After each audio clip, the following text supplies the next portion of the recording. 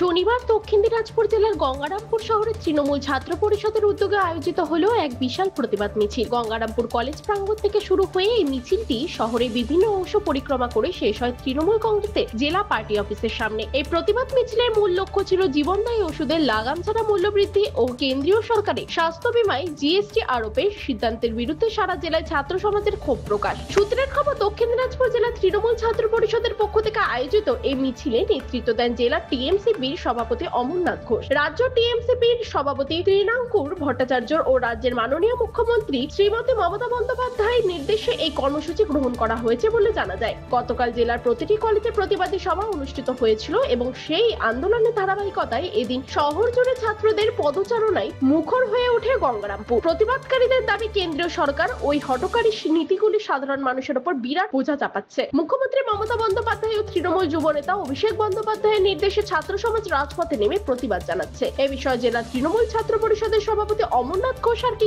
বলছেন শুনবো। জেলা তৃণমূল ছাত্র পক্ষ থেকে একটি মিছিল হচ্ছে বিষয়টা কি?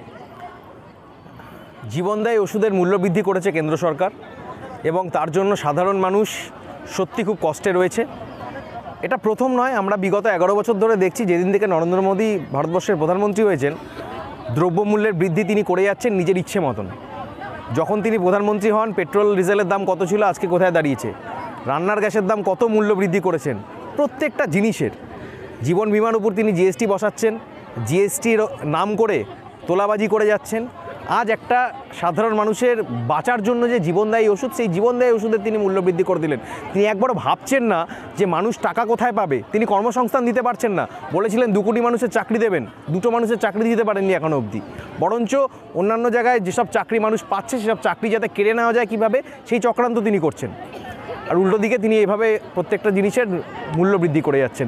এর প্রতিবাদে তৃণমূল ছাত্র পরিষদ গতকাল জেলার সমস্ত কলেজে প্রতিবাদ কর্মসূচি করেছে এবং আজ জেলার ব্যাপী একটা আমাদের মিছিল হয়েছে গঙ্গারামপুর কলেজ গেট থেকে আমাদের জেলা পার্টি অফিস পর্যন্ত গঙ্গারামপুরের, এবং প্রত্যেকটা ব্লকের ছাত্রছাত্রীরা এবং ছাত্র নেতৃত্বরা সেখানে উপস্থিত ছিলেন। হাজার হাজার মানুষ নিয়ে আমরা আজকে মিছিল করেছি এবং তৃণমূল ছাত্র পরিষদ পথে আছে, সবসময় থাকে এবং আগামী দিনেও পথে থাকবে মানুষের স্বার্থে, ছাত্রছাত্রীদের স্বার্থে।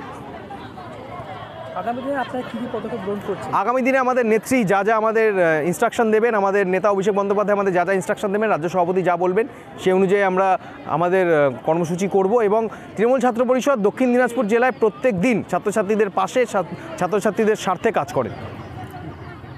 নামটা বলবেন আপনার? অমরনাথ ঘোষ, সভাপতি, দক্ষিণ দিনাজপুর জেলা তৃণমূল ছাত্র পরিষদ। তবে এই আন্দোলনের মধ্য দিয়ে ছাত্ররা কেন্দ্রীয় সরকারের জনবিরোধী সিদ্ধান্তের বিরুদ্ধে সোচ্চার হওয়ার বার্তা দিল বলে মনে করছেন রাজনৈতিক বিশ্লেষকরা। দক্ষিণ দিনাজপুরে গঙ্গারামপুর থেকে নিজস্ব প্রতিনিধি রিপোর্ট, টাইমস 14 বাংলা।